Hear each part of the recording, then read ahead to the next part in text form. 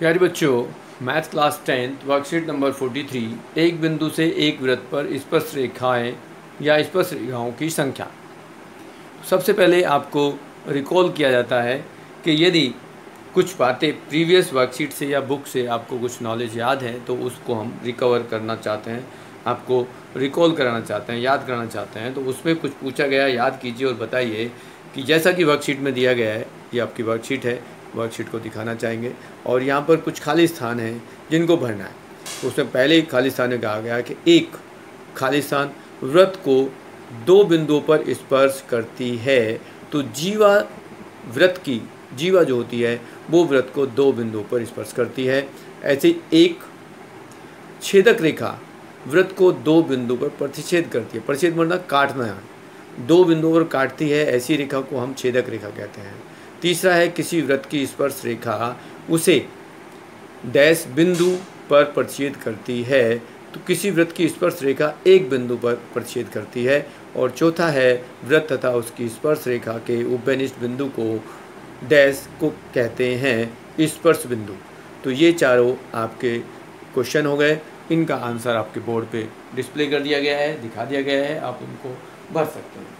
उसके आगे आपको कुछ क्रियाकलाप करने के लिए कहा गया है, जिसमें एक क्रियाकलाप नंबर 1 में कहा गया कि एक कागज़ पर एक वृत्त खींचिए, एक बिंदु P उसके अंदर लीजिए। चित्र 1 में ऐसा दिखाया गया है, जैसा कि एक वृत्त बनाया हुआ है, जैसा वृत्त को दिखाया गया है और वो हमें कहा गया कि ये वृत्त खींचे और उसमें से कुछ ऐसी रेखाएं खींचे जो एक बिंदु से P से होकर जा रही हैं। तो क्या ये स्पर्श रेखा होंगी, ये पूछा गया है। तो पहली क्रियाकलाप में कहा गया है कागज पर एक वृत्त खींचिए, एक बिंदु P उसके अंदर लीजिए और क्या आप इस बिंदु P से वृत्त पर स्पर्श रेखा खींच सकते हैं।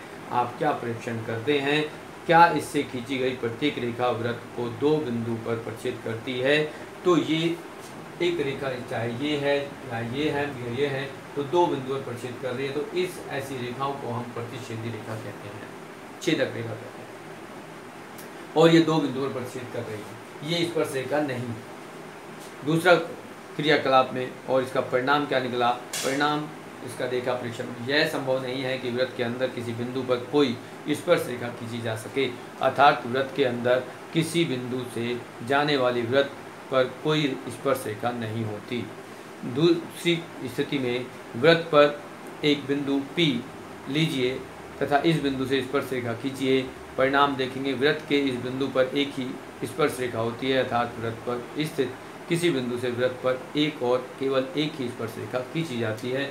यदि दूसरी आकृति को देखें तो यहाँ हम इस तरह से एक रेखा खींच दें तो ये एक P बिंदु जो स्पर्श रेखा कहलाती है और ये स्थिति आती है।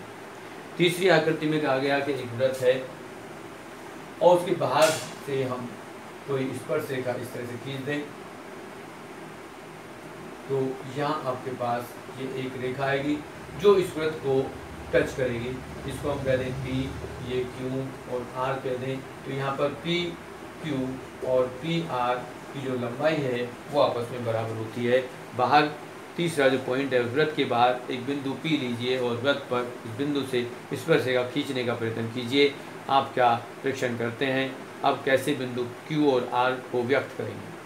तो परिणाम क्या निकलता है, आप इस बिंदु से वृत्त पर दो और केवल दो स्पर्श रेखा खींच सकते हैं, अर्थात वृत्त के बाहर स्थित किसी बिंदु से जाने वाले वृत्त पर दो और केवल दो स्पर्श रेखा हैं। यहाँ Q और R क्रम से स्पर्श रेखा PQ और PR स्पर्श बिंदु है, Q और R स्पर्श बिंदु हैं। अब आपके पास प्रश्न आता है कि आप स्पर्श रेखा की लंबाई से क्या समझते हैं। तो हम डिस्कस कर चुके हैं कि यहाँ दोनों स्पर्श रेखा जो होती हैं उनकी लंबाई आपस में बराबर होती है।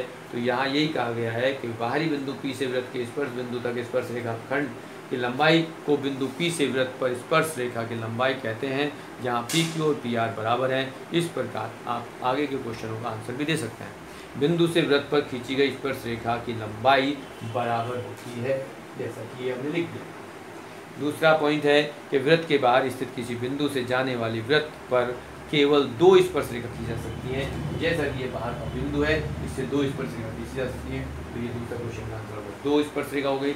और तीसरे जो खाली स्थान है उसमें वृत्त के अंदर स्थित किसी बिंदु से जाने वाले वृत्त पर कोई स्पर्श रेखा नहीं होती।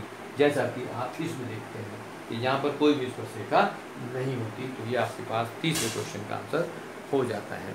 अब इस प्रकार आपकी ये वर्कशीट कंप्लीट होती है।